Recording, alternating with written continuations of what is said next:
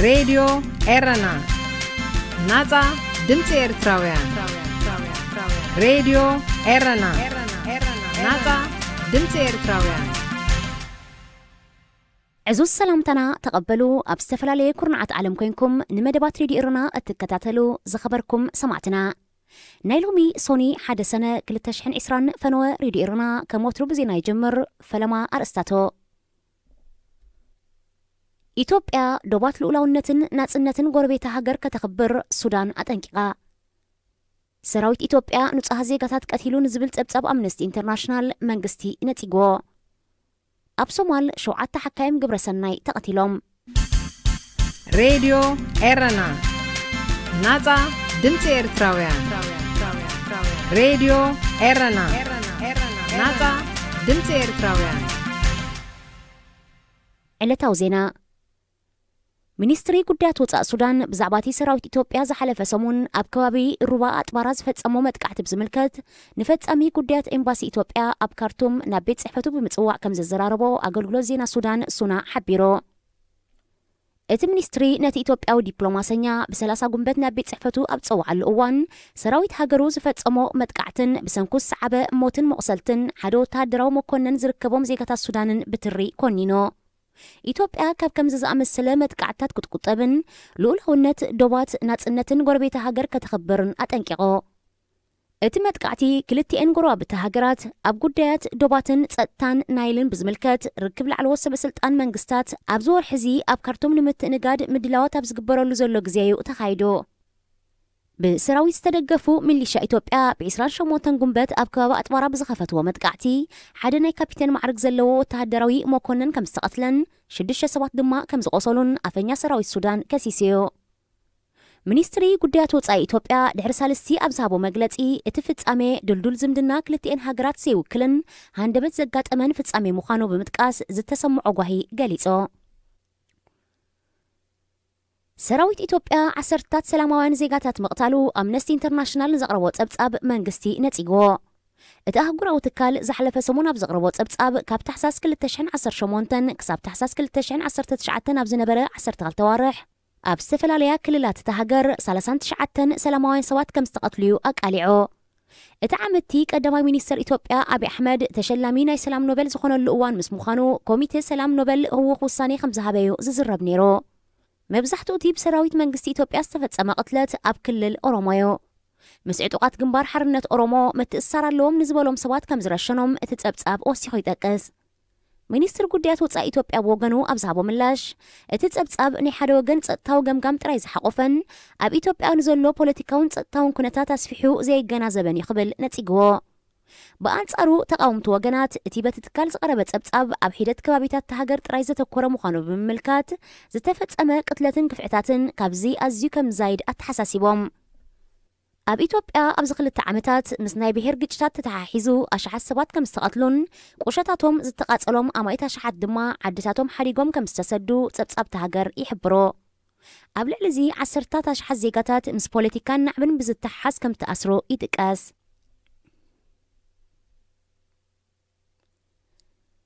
ኣብ ሶማል ከባቢ ሞቃዲሾ ኣብ ትርከብ ቁሸት 7 ሓካይም ግብረሰናይ ተቐቲሎም እቶም ኣባላት ዘቤታዊ ትካል ግብረሰናይ ዘምዘም ዝኾኑ ሰብ ሞያ ጥዕና ማሕበራዊ ኣገልግሎታት ኣብ ዘይብሉ ቁሸታት እናተዘዋወሩ ሕክምናዊ ኣገልግሎት ሂቡ ምንባሮም ጸብጻብ መንግስቲ ይሕብር ንሳቶም 30 ኪሎ ሜትር ካብ ከተማ ሞቃዲሾ ርሒቓ ኣብ ትርከብ ቁሸት ጎላለይ ብ28 ጉንበት ሞይቶም ተረኺቦም ካብ ዝቕተሉ ሰዓታት ከም ዝገበረ ዘመልክት ሬስኦም ብዘስካሕካሕ ኣገባብ ከም ዝተቐትልዩ ዘነጽር ኣብ ጥቕኦም ሓደ ወናኒ ድኳኑን ተቐቲሉ ሬስኡ ተረኺብዮ ንቕትለት ዞም 8 ሰባት ሓላፍነት ዝወሰደ ኣካል የለን እቲ ከባቢ ሰራዊት ፌደራላዊ መንግስቲ ንዕጡቓት አልሸባብ ንምህዳን ዝንቀሳቐሰሉ እዩ ዝኸበርኩም ሰማዕትና ዜና ኣብ ዝተፈጺሙሎ ሬድዮ ኤረና ናጻ ድምፂ ኤርትራውያን ሬድዮ ኤረና ናጻ ድምፂ ኤርትራውያን ሰላም ዝኸበርካ ህዝቢ ኤርትራ ኣብ ውሽጥን ኣብ ደገን ኮንኩም ነዚ መደብ ትከታተሉ ዘለኹም ፍሉይ ከዓ ኣብ ውሽጢ ሃገር ዘለካ ህዝብና እዞም ኣብ ደገ ንርከብ ደቅኻ ብኣካል ንትረሓቕና ኣብ ምናን ቀልብናን ግን ወትሩ ምሳኻ ምስ ህዝብናን ሃገርናን ምዃንና ዝዝንጋዕ ኣይኮነን برهواخان فساح بتصقم كان يشغل كمخنا متن ابزح جي اوان نملو على من قد كيت وازلو لبدا حمام كوفيد 19 نمغتا ابتغبرو زلخا قالسي مسخا ابغنخا كنا عقمنا زفقد جامنا نبركات دحر كم زينبل اي تسحتون ابزح حلف قر معلتات بهاجرمن بحزبهم من زقدسو بصوتي بزعبا زي حمام كوفيد 19 تنكون أما عبابلون ثم حلالفوا المجدي زر يوم لكتاتن كمون نمكل خالو زقبر أجباب بتقطعتلي جلسو قنيم زلهم زغربو زعباون مغصل تانات خوينو بزعبا كتابتن مدهانيتن زملكتي زملكتي أبكلت مقيلة خقربو في التنية تقدمي حفشة أفلطو نكل زملكتهم كله تخلق فالكا وفولي ناب سمويات عناز أما تخوني مزح مامزي تأساسير بقص على زمت صحته نزح مام زفوس مدهانيت ويكا كتابة ترخيب وودو بزعبا حمامزي زقبر زلو مرمرات ساينسن تكنولوجين كأمن تايبت صحو زبل بزح حتوتات متصيو مجمريا أمونغو كتابتن مدهانيتن زلو فللي كانت صيدالي كتابت ويكا vaccination وي immunization كبال كله كي حممكا كلها نقاي تحمم مكلاخل تبايلو زوهاب كتاباتاي يتزوهاب كتابات أكلاتنا صار نفسات ويكا anybody كم زي معبل يقبرمو اتحمام كم تزغل جرم ناب أكلاتنا كأدخله كالتفهم يكلاخلو لنا بت vaccine ويكا بتي كتابت زي معبلو صار نفسات نتي كابدك قدمت بعتا ويسألائي ويجرم ويكا فيروس خون تفعلي نقرات أتقعام يكالخلو لنا مالتي مدهانيت كبهال كلغن نت حمام دفوز نت فيروس ويكا جرم زقتل ويزد داخم ويكا انخالوت صعبينات نايت حمام نمفواز تبهيلو نت زحمة مسب زوهابي مبار مدهانيت وي كتابت ترغيب ودو نزبل حتو كساب حجي نزل حمام زفوز مدهانيت يكون كتابت اي ترغبان كساب حجي دولو انكو مدهانيتنا اتي بسمويات عنا بقد صالي زوهابنا مخري بقبو تردينا اب قبري مسنو علات راحي اذا مالت والقاون كبابياون صريتن مفنتاتن كمون بقد صالي ايد كام حصاب اندا امسلو يطال مدهانيت وي كتابت نخركب كتسفالو دو يزبل حتى جن برقص وتسفالو كابتوم نزح حمام زفوس مدهانيت وي كتابت بزقلت فخركب كم زخل تسفا زوهبو قندرا واحيتات نمتقاس حاده نايت فيروس جينيتيك ماتريال ويكا جينوم نبلو بنصور سلد فلت بزحات توادادرتي زنبراناي مدهانيت مفرت كالات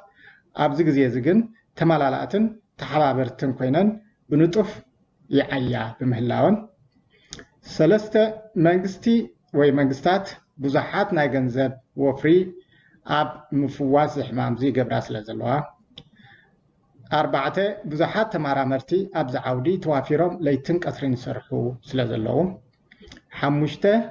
بقعات نايت مرهاني ترغاقيتن ناب هزبي كزرقاح فقاد زهبات كالات قدام نتاتيبن ناي فقاد موهاب مسرح يقالات فوق بمهلاون شديشته أبتز قبر زلو مرمراتن فتنتاتن تسفا زهب وي تسفا زهبو أفناوت سيتات ركوبو بمهلاون اكبد مرزي كراخلو مدهانيت وي كتابت ابحث يرغزي يركب تسفا كمزلو يحبرنا انتقنا جن حاده مدهانيت وي كتابت كاب مهزو كسبب عداغا وريدو ناب حموم دبصح كندي ذا اكل غزي يوسدلو وي كاب منتاي مسرح كيحلف نزبل حتو كرينا زخونه كفوس تسفا وي تخولو الله تبهيلو امنلو مدهانيت مستمحزه بس صعب مسرح يحلف اتي مجمرتا preclinical studies in vitro and in vivo studies تبعلو قدمن ابسد نابحمو مبصحو اب راموز وي petri dish نبلا بيات مسالي اب لابراتوري كمون ابستفلاليان اشتن حبيتن انساتات فتن ابزدحان زخونه وصيت ترخيبو دحر نابسد كغعز وي ابسب فتن كله ثلاثه مدرخات اللو ፌዝ 1 ፌዝ 2 ፌዝ 3 ክሊኒካል ትራያልስ ተባሂሎም ጥቆሱ ኣብቲ ቀዳማይ ገጽ ወይ ከዓ ቀዳማይ መድረኽ ናይቲ መድሃኒት ወይ ናይቲ ክታበት ውሕስነት ወይ ከዓ ሴፍቲ ናይቲ መድሃኒት ይፍተን እንተደኣ ደሓን ኮይኑ ወይ ውሕስ ኮይኑ ተረኺቡ ናብ ካልኣይ መድረኽ ፌዝ 2 ክሊኒካል ትራያል ይሰግር ኣብ ካልኣይ ገጽ ናይቲ መድሃኒት ወይ ከዓ ናይቲ ክታበት ውሕስነትን ኣድማዕነትን ይርአ ሴፍቲ ኤንድ ኤፊካሲ ናይቲ መድሃኒት ይርአ ስለዚ ውሕስን ኣድማዕን ኮይኑ እንተደኣ ተረኺቡ ብድሕሩ ናብ ሳልሳይ ገጽ ወይ ከዓ ፌዝ 3 ክሊኒካል ትራያል ዝበሃል መድረኽ ይሰግር ኣብዚ መድረኽ እዚ ናይቲ መድሃኒት ወይ ከዓ ናይቲ ክታበት ብስፍሕ ዝበለ ኣድማዕነቱ ይምርመር ናቲ ኤፊካሲ ብስፍሕ ዝበለ ኣብ ብዙሕ ዝበለ ሳብጀክትስ ወይ ከዓ ሕሙማትን ዘይሕሙማትን ይርአ ብድሕሩ እዚ ኩሉ መስርሕ ምስ ሓለፈ ናብ ሰብ ይበፅሕ ወይ ከዓ ናብ ዕዳጋ ይበፅሕ ማለት እዩ ኣብ ንቡር ኩነታት እዚ መስርሕ እዚ ካብ 5 ክሳብ 20 ዓመታት ማእከላይ ገምጋም 10 ዓመት ክወስድ ይኽእል እዚ መፂና ዘሎ ለበዳ ኮቪድ-19 ግን ዘይንቡርን ትንፋስ ዘይህብ ለበዳ ስለ ዝኾነ ፍሉይን ዝተዋሃደን ቅልጡፍን መጽናዕትታት ይግበረሉ ስለ ዘሎ 10 ዓመት ዘይኮነስ ኣብ ውሽጢ ዓመት ወይ ዓመት ምፍራቕን ክርከብ ከም ዝኽእል ተስፋታት ኣሎ ክሳብ ሽዑ ግን እቲ ብሰብ ሞያ ጥዕና ብቐጻሊ ዝወሃበና ምኽሪ ብግቡእ ተረዲና ኣብ ግብሪ ብምውዓል ነዘሎ ለበዳ ክንገትኦ ከም ዘለናን ከም ንኽእልን ደጊመ ከዘኻኽር ይደሊ ካብዚ ቐፂልና ብደረጃ ዓለም ዝግበር ዘሎ ምርምርን ፈተነታትን ከዓይነቱን ስፍሓቱን እንታይ መስል እንተሪና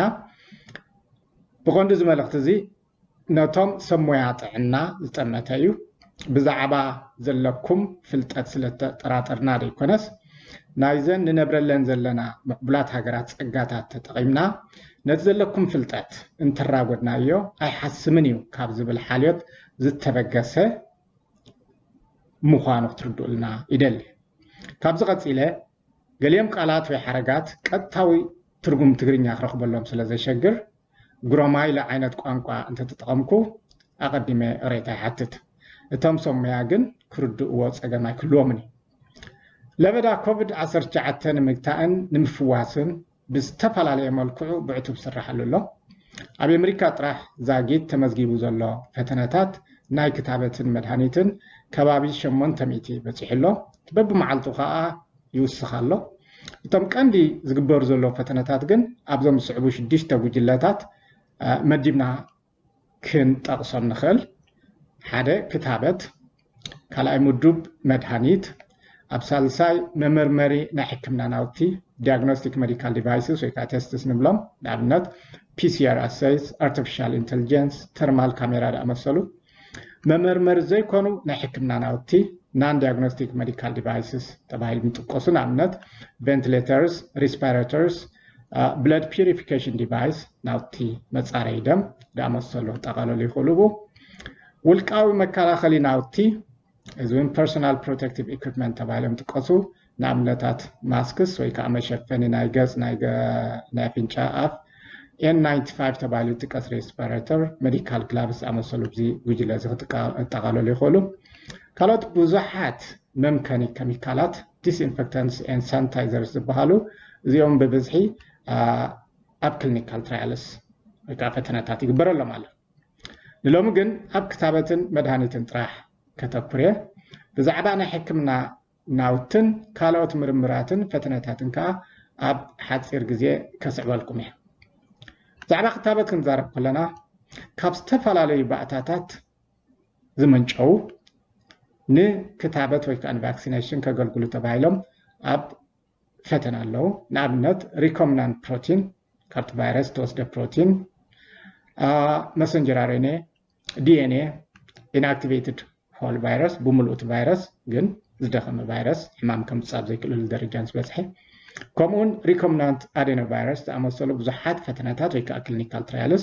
ይግበሩ ኣለዉ ኣብ መድሃኒት ተመፂና እውን ብዙሓት ክሊኒካል ትራያልስ ካብ ዝተፈላለዩ ምንጭታት ይግበሩ እኳ እንተለዉ እቶም ዝበዝሑ ግን ኣብ 4 ወጅልና ወይ መዲብና ክንሪኦም ንኽእል እቶም ሓንቶት ጉጅለ ካብ ሂወት ዘለዎም ነገራት ዝስራሕ መድሃኒት ባዮሎጂካል ድራግስ ዝበሃሉ ንኣብነት ስቴም ሴልስ ብብዙሕ ወይ ከዓ ብዙሓት ስቴም ሴልስ ካብ ብዙሕ ኣካላት ናይ ደቂ ሰባት ዝመንጨው ስቴም ሰልስ ኣብዚ ክሊኒካል ትራያልስ ወይ ፈተናታት ይረኣዩ ኣለው እቲ ዓላማ ናይዚ ስቴም ሰል ምጥቃም ከኣኒ ነቶም ስርዓተ ምክልኻል ዝያዳ ንምትርናዕ ከምኡውን ነድሪ ንምዕጋስ ወይ ከዓ ንምቕናስ ተባሂሉ ይትግበር ዘሎ ማለት እዩ ካልኦት ፕላዝማ ኢሚን ፕላዝማ ንብሎ ወይ ከዓ ኮንቫለሰንት ፕላዝማ እዚኦም ፕላዝማ እዚኦም ካብ ደም ናይቶም ተለኺፎም ብኮሮና ቫይረስ ተለኺፎም ዝሓወዩ ካብኦም ደም ወሲድካ ካብቲ ደም ከዓ ፕላዝማ ኣኪብካ ኣብቲ ፕላዝማ ከዓ አንቲቦዲ ወይ ከዓ ፀረ ነፍሳት ስለ ዘለውዎ ብድሕሪኡ ንኻልኦት ዝሓመሙ ሰባት ንምፍዋስ ከም ቫክሲን ከገልግል ይኽእል ከም ክታበት ከም መድሃኒት ወይ ከዓ ትራፒ እውን ከገልግል ይኽእል እዩ ማለት እዩ ካልኦት ዝተፈላለዩ አንቲቦዲስ ወይ ፀረ ነፍሳት ወይን ኣብዚ ኒውትራላይዝ ነት ቫይረስ ኒውትራላይዝ ንምግባር ዝዓለመ ይስራሓሎም ኣሎ በዚ ኣጋጣሚ ኣብ ኤርትራ ካብቶም ተለኺፎም ዝሓወዩ ሰባት ፕላዝማ እንተተኣከበ ኣይምተፀልአን ኣብ ካልኣይ ምድብ ዝምደቡ ኣብ ስነ ኣእምሮን ባህርያትን ዘተኮረ መፅናዕትን ፈተነታትን ሜንታል ኤንድ ቢሄቪራል ስታዲስ ምስ ኮቪድ-19 ተኣሳሲሩ ዝመፀ ባህሪ ደቂ ሰባት ማእከል ዝገበረ መፅናዕትታት ንኣብነት PTSD ከምኡውን ዲፕሬሽን ወይ ቅዛነት ካልኦት ናይ ኣእምሮ ሕማማትን ዝኣመሰሉ መፅናዕትታት ይግበሩ ኣለው ኣብ ሳልሳይ ደረጃ ኣብ ተወሰኽቲ መግብታትን መኣዛታትን ዘተኮረ ፈተነታት ዲያትሪ ሳፕሊመንት ተራ ዝተፈላለዩ መኣዛታትን ኣብ ግዜ ውሸባ ዝግበር ዓይነት ኣመጋግባን ነዚ ሕማም ኣብ ምምሕያሽ ዘለዎ ኣበርክቶ ብሰፊሕ ይፅናዕ ኣሎ ኣብ ራብዓይ ደረጃ ካብ ደቀቕቲ ባእታት ዝስራሕ መድሃኒት ስሞል ሞለኪውልስ ሲንተቲክ ድራግስ ዝበሃሉ እዚኦም ንኣብነት እቲ ቫይረስ ኣብ ኣካላትና ምስ መፀ ብሓደ ሪሰፕተር AC2 ሪሰፕተር ዝበሃል አንጂዮተንሲን ኮንቨርቲንግ ኢንዛይም 2 ተባሂሉ ዝፅዋዕ ማዕፆ ኣብ ኣካላትና ወይ ከዓ ኣብቲ ውሃዮ ናይ ኣካላትና ብጌሩ ስለ ዝኣቱ ንዑ ንምዕፃው ብዙሕ ፈተነታት ይግበር ኣሎ ሓደ ንኣብነት ሎዘርታን ዝበሃል መድሃኒት ንዑ ብሎክ ክገብር ወይ ከዓ ኢንሂቢት ክገብር ተባሂሉ ኣብ ክሊኒካል ትራያል ኣሎ ማለት እዩ ካልኦት ኣቅዲሞም ኣብ ዕዳጋ ዝፀንሑ ኣንፃር ቫይረስ ወይ ከዓ አንታይ ቫይራል ኤግዚስቲንግ ድራግስ እዙን ብብዝሒ ይረኣዩ ኣለው ከም ኣብነት ናይ ኢቦላ መድሃኒት ዝኾነ ረምዲቪዚር ካልኦት ናይ HIV ንሄፓታይተስ B ዝኣመሰሉ ብዙሓት አንቲቫይራል ድራግስ ከዓ ኣብ ክሊኒካል ትራያልስ ኣለው ማለት እዩ ከዓ ፈተነታት ኣለው ናይ ዓሶን ከምኡ ናይ ቅርጥማት አርትራይትስ ከኣኒ ብብዝሒ ኣብዚ ክሊኒካል ትራያል ኣሎ ማለት እዩ ንኣብነት ሃይድሮክሲክሎሮኪን ኮሙን ክሎሮኪን ኣብ መንጎ ሃይድሮክሲክሎሮኪን ክሎሮኪን ዝያዳት ሃይድሮክሲክሎሮኪን ዝተሓተ ቶክሲሲቲ ስለ ዘሎ ብብዝሒ ብዚ ክሊኒካል ትራያል እኳዳ ኣብ ፌስ 3 ክሊኒካል ትራያል በፂሑ ኣሎ ማለት እዩ ካልኦት ኮምቢኔሽን ቴራፒ ዝበሃሉ ብብዝሒ ሕውስዋስ መድሃኒታት ካብትን ኣላጊብካ ዝግበር ፈተነታት ወይና ኣሎ ከምኡውን ብዙሓት ሓደስትን ዝፀንሑ መድሃኒታት ኣብ ፈተነ ኣለው ማለት እዩ ኣብ መወዳእታ እዚ ሕማምን ጠንቁን ሓድሽ ስለ ዝኾነ ብቐፃሊ ሓደሽቲ ሓበሬታት ይውሕዙ ምህላዎም ክሕብር ይፈቱ ሎሚ ኣብዚ ክውድየ እቲ ተሪፍ ዘሎ ኣርእስታትን ካልኦት ሓደሽቲ ውፅኢት ምርምራትን ሒዘ ኣብ ሓፂር ግዜ ክሳብ ዝምለሰኩም ሰናይ ቅነ ይራኒየለ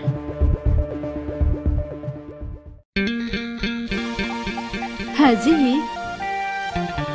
إذاعة إرنا هنا إذاعة إرنا الدولية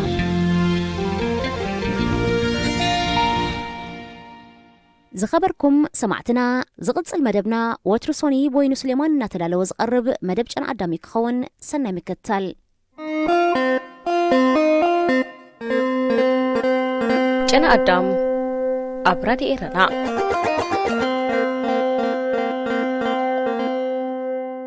ኤርትራውያን ጆርጅ ፍሎይድ ብዙሓት ኣባል ስድራ ቤተን ዝተኣስረን ኤርትራዊ ቤታት ንዓሰርተን ልዕሊኡን ዓመታት ዓዊልካ ዘይዘረብ ከም ሞት ሕፂ ኮይኑውን ኣፈን ከፊተን ከይበኽያን ብዛዕባ ዝወረደን ሽግር ከየዘንትዋን መዘዙ ኸቢዱ ዓዊለን ብኽያተን እንተስምዓ መልቀሰንን ቃንዘአንን ክስዕቦ ወይ ከሰንየን ዝኽእል ስለ ዘይረኸባ ምስ ድርብ ወፅዓን ስቓይን ውሻጥ ቤተን ዓፅየን ክነብዓ ዝፀንሓን ወይ ዝነብዓ ዘለዋንን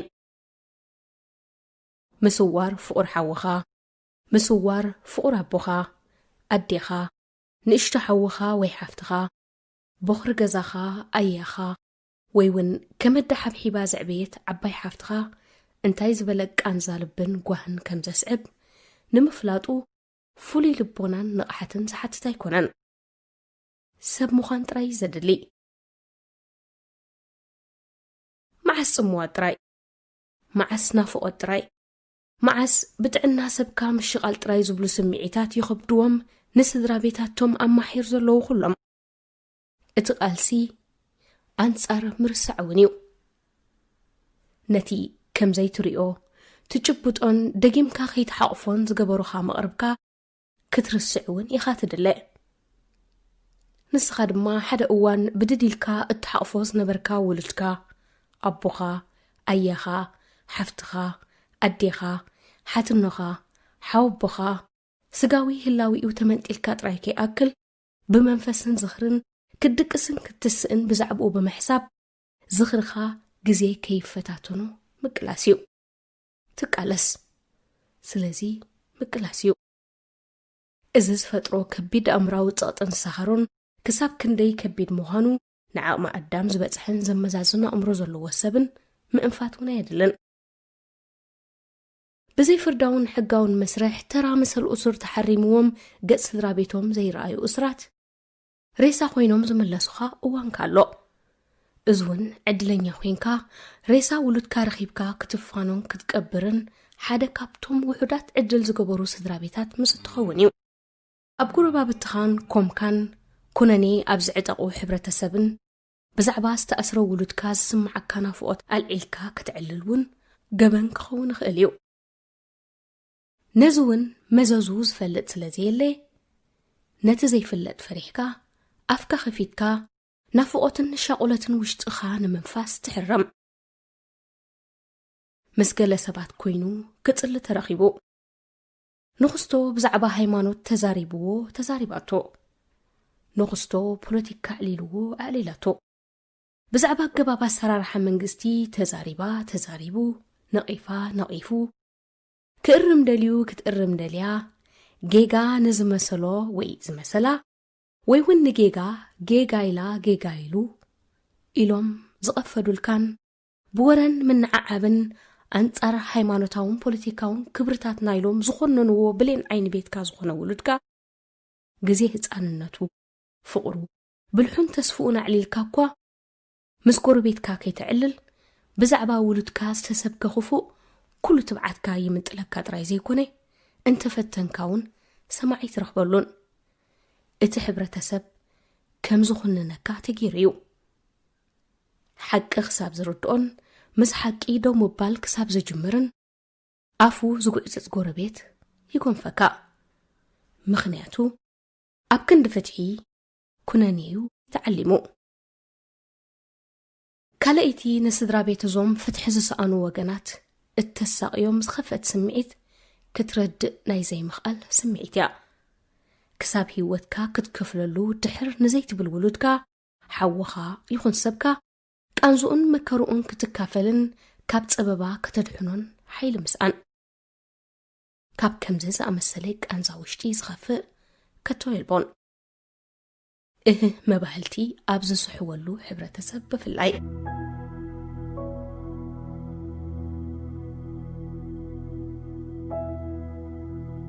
እዚ ብሰንኪ እምነቱ ኣብ 2004 ንማእሰርቲ ምስ ተወስደ ን16 ዓመታት ኣማሒር ዝርከብ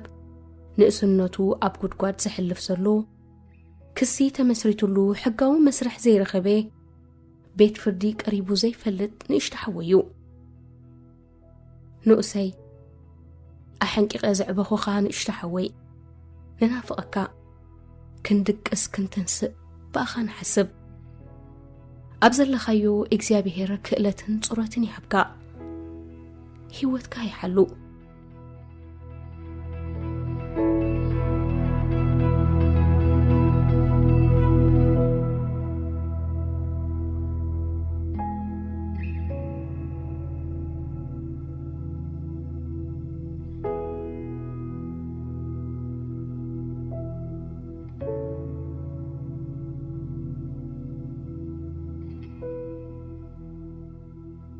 ኣብ ፌስቡክ ምስ ስእሊ ሓደ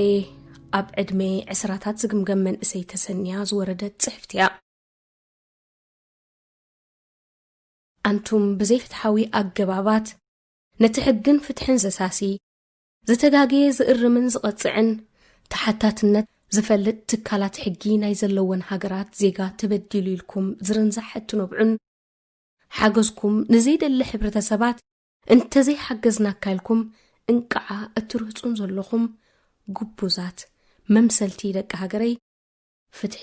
ካብ ቤትካ እዩ ዝጅመር።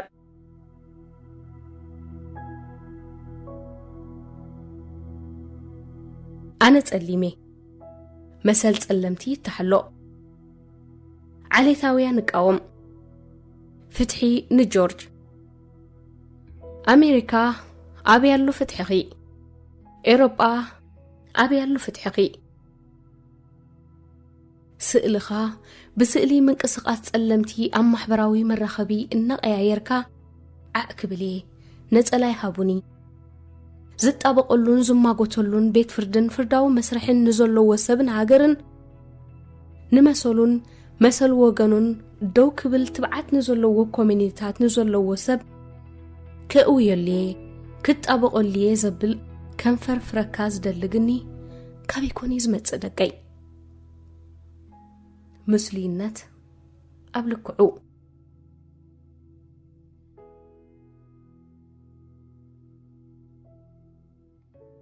ኣበይ ደኣ ነርካ ሓውኻ ብኻብዚ ዝኸፍእ ግፍዕታት ክሓልፍ እንከሎ ኣበይ ደኣ ኣለኻ ዘመድካ ጎረቤትካ ካብ ዝውሰድ ገጹ ሪኦሞ ንዘይፈልጡ ስድራ ቤቱ ሬስኡ ክወስዱን መርድእ ክንገሩን ክጽውዑ ከለዉ ኣብ ኣሜሪካን ኤሮጳን ዘይኮንካን ዘለኻ ንምንታይ ምእንትኡ ስእልኻ ዘይቀየርካ ኣብ ሊብያ ናይ ዝሞተ ወዲ 15 ዓመት ቆልዓ ስእሊ ስቕኢልካ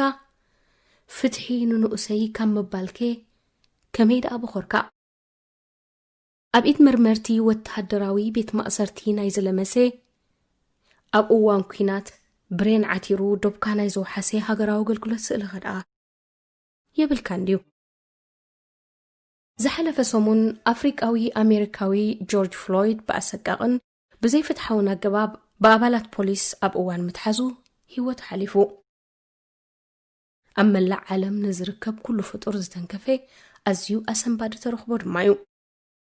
ኣብ ታሪኽ ጸለምቲ ኣሜሪካውያን ናይ ፈለማ ዘይኮነን ረቂቕ ዓሌታዊ ኣድልዎ ሕብረተሰብ ዓባይ ሃገር ኣሜሪካ ዘቃልዕ ተደጋጋሚ ዓመጻት ኣብቲ ድኻ ዝበሃል ሕብረተሰብ እውን እዩ ነዚ ድልዎ ዝንምምካት ሰብ ንዋይን ፍልጠትን ኣሜሪካውያን ብቐጻሊ ኣብ መራኸቢ ብዙሓንን ትካላት ሕግን ብዘይ ምብታኽ ዝማጎትሉን ዝዛረቡሉን ዛዕባ እዩ ዝተፈላለየ ሰላማዊ ሰልፍታትን ምንቅስቓሳትን እናተገብረውን ስለኡ መፀዋዕታታት ይቐርብ እዩ ጉዳይ ጆርጅ ፍሎይድን ከምኡ ዝኣመሰሉ ጉዳያትን ኣብ ኣሜሪካ ድምፂ ዝሰኣነ ጉዳይ ኣይኮነን ሰማዕ ዳ እምበር ጉዳይ ሚልዮናት ካልኦት ዓሰርተታት ኣማኢት መንእሰያትን ዓበይትን ኤርትራ ግን ጉዳይ ኣፍልጦን ድምፂ መሃብን እዩ ጉዳይ ካን ቃንዛኻን ጌርካ ምርኣዩ ጉዳዮም ከይፍለጥ ከይንገር ብህይወት ምንባሮም ከይዝከሩን ክርስዑን ስለ ዝኾነ እቲ ሒዝዎም ዘሎ ዝደልዮ ነዛ ሓውቲ ኣብ 2004 ምስ ተኣስረ ኣማሒር ዝበለ ዘሎ መንእሰይ ሚልዮን ኣብ ፌስቡክ ዝጸሓፋ ልቢ እትትንክፍ ጽሕፍቲ ክንደይ ካባና ኣንቢብና ካልኦት ክፈልጥዋ ኣካፊልናያ ክንደይ ካባና ኣንቢብና ሓሲብናላ ክንደይ ካባና ኣንቢብና ኣንጻር ዓመፅ ደገፍና ሂብና ክንደይ ካባና ንስድራ ቤት ከምዚኦም ዝኣመሰሉ ስድራ ቤታት ናይ ሞራልን ጽንዓትን ደገፍ ሊኢኽና ንፈልጥ እዚ ጉዳይ እዚ ከምቲ ናይ ጆርጅ ፍሎይድ ኣብ ማሕበራዊ ሚድያ እዩ ተዘርጊሑ ፍትሒ ንሚልዮን ኢልናኸ ስእልና ኣብ ፌስቡክ ቀይርና ንፈልጥ ዶ ሚልዮን ኣብ ቤት ፍርዲ ከይቀረበ 16 ዓመታት ኣብ ቤት ማእሰርቲ ዝበሊ ዘለዎ መንእሰይ ኢልና ሰላማዊ ሰልፊ ወፂና ንፈልጥ ዶ ምስልዩነት ዶብ ክሓልፍ እንከሎን ዕርቃን ሕብረተሰብ ክትርእን ከምዚ ኣብ ዝቕነ ኤሪትራውያን ኣብ ማሕበራዊ መራኸቢ ዝገብርዎ ዘለዉ ምስትር እዩ መዓንጣ ዘይቆፀሩ ደቅኻ ስእሎማ ሰኒኻ ፍትሒ ንጆርጅ ፍሎይድ ኣሜሪካዊ ዝብል ጽሑፍ ጌርካ ኣብ ማሕበራዊ ሚድያ ምስ ሰጣሕ ቅኑዕ ቃልሲ ንመሰል ዝኸውን ንደቅኻ ብዛዕባ ኩነታት ገዛእ ሃገሮምን ብዙሓት ከም ሚልዮን ዝኣመሰሉ ሕዋቶም ኣፍሊጥካዮም ምስ እትጸንሕዩ ብዛዕባ ፍትሕን ሓቅን ገዛእ ሕብረተሰቦምን ዓዶምን ክትሕስዎም ጸናሕካ ውሉድካ ዘይፈልጥዎ ሓጢያታት ሰኪምካ መሳርሒ ምግባር ግን ሃየንት ኣለዎ ወዲ ሰብ ንውላዱ ካብኡ ዝሓሸ ኮይኑ ክዓቢ እንተሰርሐዩ ኣፍርዩ ዝስምዕ ምስዳድናን ምብትታናን ዘይተርፍ ሓቅን ሰብኣዊ ክብረን ዘለዎም ቆልዑ ከነፍርን ንጻር ይኣክል ምስልዩነት ፍትሒ ፈለማ ኣብ ገዛኻን ንሓውኻን ድለያ ኣብ ትሕቲ ዕቑባ ፍትሓዊ ኣነባብራ ምዕራብ ተዓቂብካን ተሓቢእካን ሕብረተሰባት ዋጋ ከፊሎም ኣብ ዘረጋገጽዎ ሓርነት ካልኦት ሃገራት ኣዝጊብካ መሰል ከም እትርዳእ መሲልካ ምውሳእ ያክል በቃ ሬድዮ ኤረና ናጻ ድምፂ ኤርትራውያን ሬድዮ ኤረና ናጻ ድምፂ ኤርትራውያን ክቡራት ተኸታተልትና ናይ ሎሚ ትሕዝቶ እዚ ትከታተልዎ ጽናሕኩም ነይሩ ኣብ ዝመጽእ እዋን ብኻልእ ኣርእስቲ ንራኸብ ክሳብ ሽዑ ሰሰናይ ንኹልና ተሓንቀኒዩ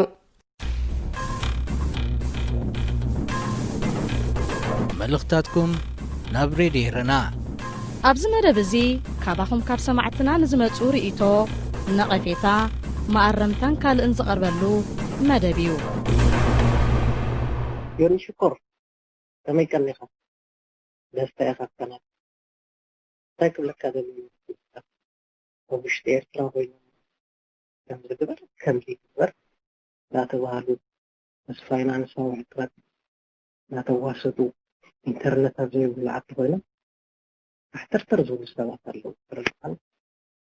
الذي يرمي نفسي واي فاي ايرفاين واي فاي دخل by the way some of the business na ايرفاين يكون for example هجالة كندا أكسجين نستنفذ أنا كندا بعد إيران نشمت البتين كندا نفس تاكس من كندا وين نخفل وديهم كندا وين لا تخفل فوق إسرائيل يخفل ما يدري نجزيه ماله thank you so much بالحوار اوكي تقدر يستمع اوكي افكرت مقمط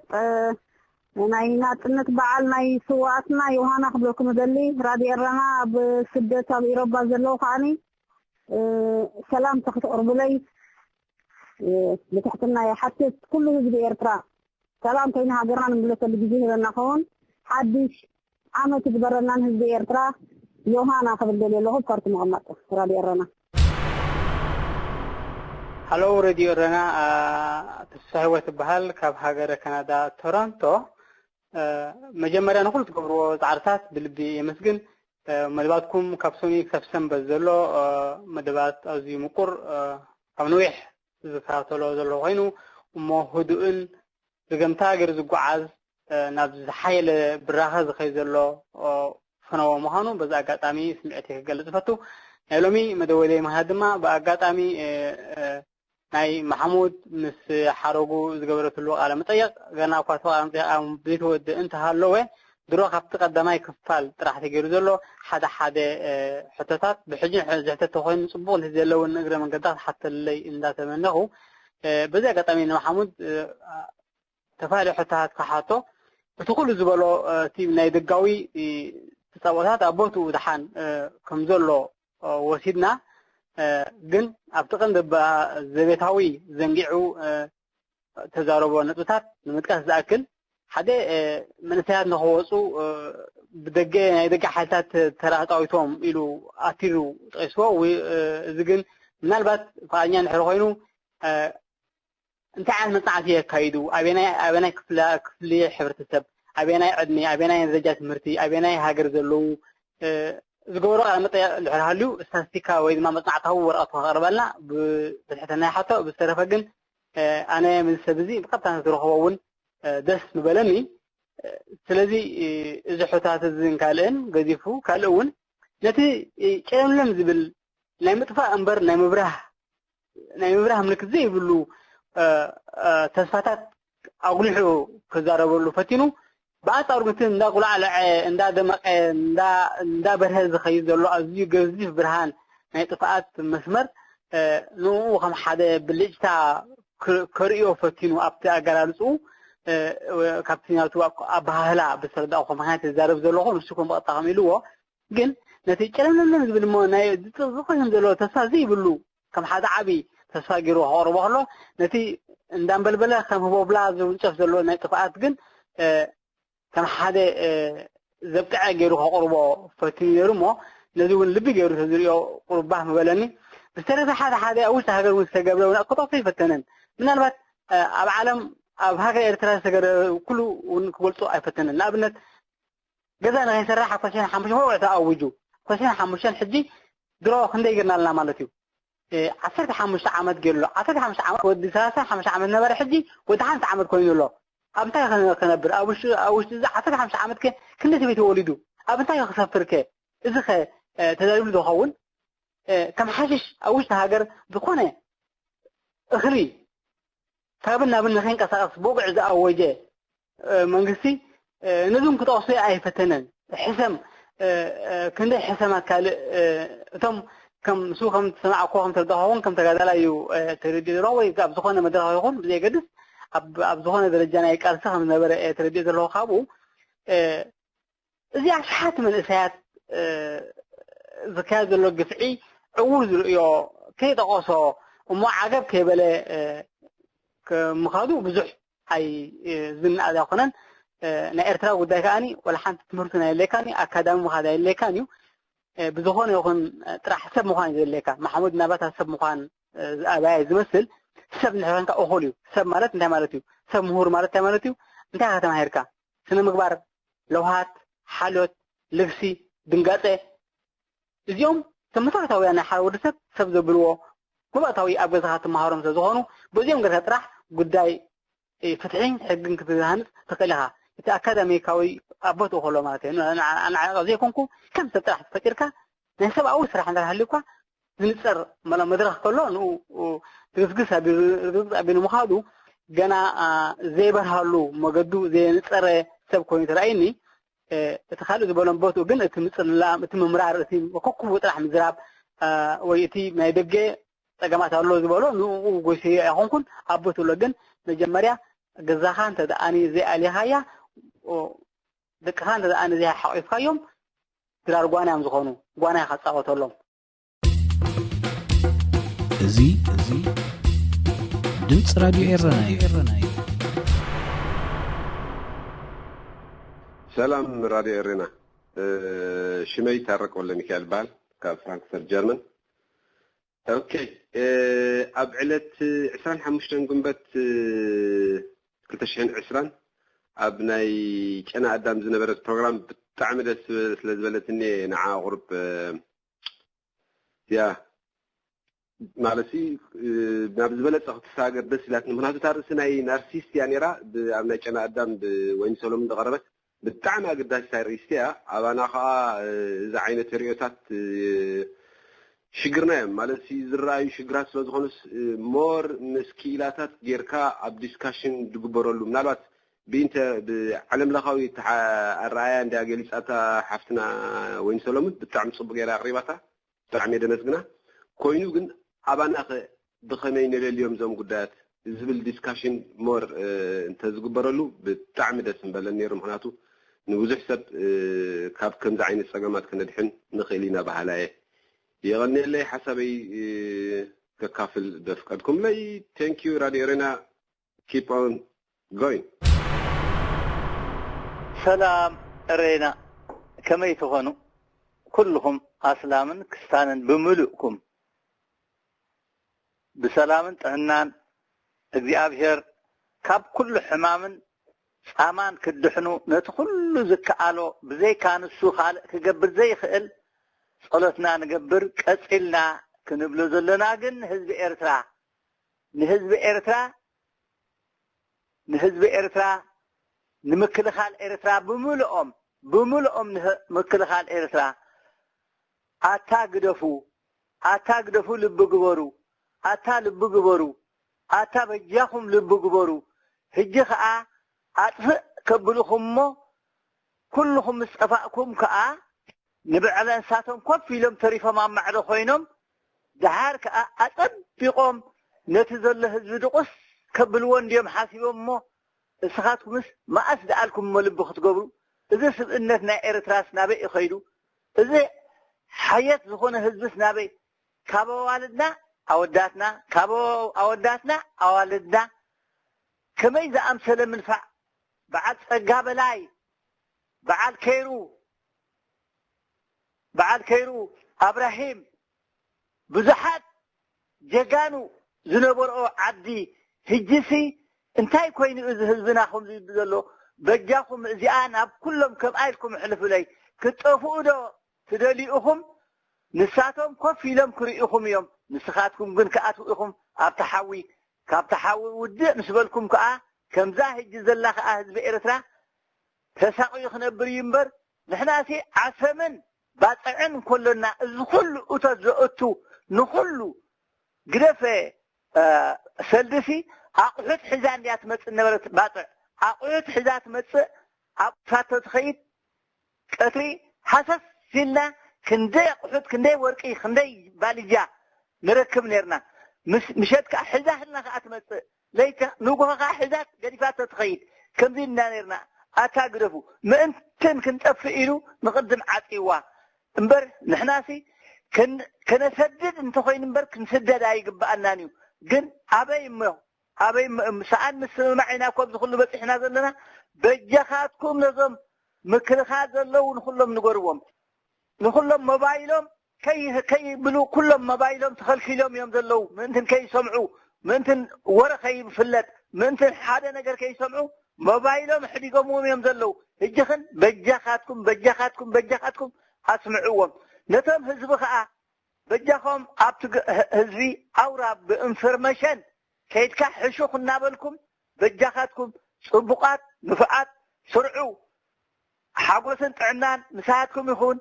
ታው ዮሃንስ እየ እዚ ድምፂ ራድዮ ኤረና እዩ ሃሎ ኣብርሃም ይበሃል ካብ ሃገረ ጀርመን ኣቐዲመ ክቡርን እዝዝን ሰላምታይ ከቕርበልኩም ንኹልኩም ኣባላት ራድዮ ኤረና ኣቁድለይ እምበኣርከስ ኣብዚ ዘለናዮ ኩነታት ናይ ኤርትራ ብዙሕ ኣጨናቕን ኣተሓሳሰብን ጉዳይ በፂሑ ዘሎ እዋናት ኩሉ ተቕርብዎ መደባት ብጣዕሚ ዝምስገን እዩ ግን ሓደ ግዜ ኩሉ ሻዕ ከምዚ ጣፈይ ሳዕሲዒ ጥራሕ ናይ ፍቅሪ ናይ ገለመታት ገለ ኤርትራውያን ኣብዚ እዋን እዚ ኣብኡ ስለዘየለና ስክለት ከምዚ ናይ ትካዜ ከባራብሮካ ዝኽእል ከተሓስበካ ስለ ዓድኻ ክትሓስብ ስለ ሃገርካ ክትሓስብ ስለ ህዝብኻ ኣብ ምንታይን ከመይን ከም ዘሎ ክትሓስብ ዝገብረካ ደርፍታት ወይ ግጥምታት ገለመታት ምቕራብ ኣገዳሲ ኮይኑ ስለ ዝተሰማዓኒ ቻው هذه إذاعة إرنا هنا إذاعة إرنا الدولية